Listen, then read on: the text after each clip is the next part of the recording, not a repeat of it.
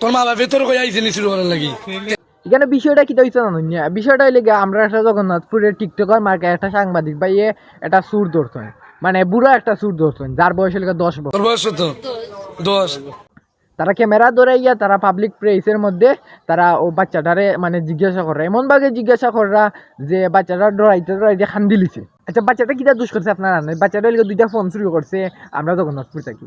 তো তারা জিজ্ঞাসা করো যে মা বাপেই কে দিছিনি, এটা কোনো কথা ভাই যে মা বাপেই কে দিছিনি? আচ্ছা কিছু কিছু মা বাপ হয়তো এই কে দিতে পারে যে আপনার কথা আমি বুঝলাম, কিন্তু সব কিন্তু 1 লাখ না যে আপনাদের কইলা যে বাচ্চাটা জিজ্ঞাসা করলা যে মা বাপেই কে দিছিনি, এটা কতটুকু রাইট হইলো? আচ্ছা ধরলাম যে চুরিটা করছে, এ চুরিটা করছে মানে আচ্ছা ছোটও মনে করে যে অপরাধ করছে, চুরি করছে, তারে দর্শন ভালো কথা।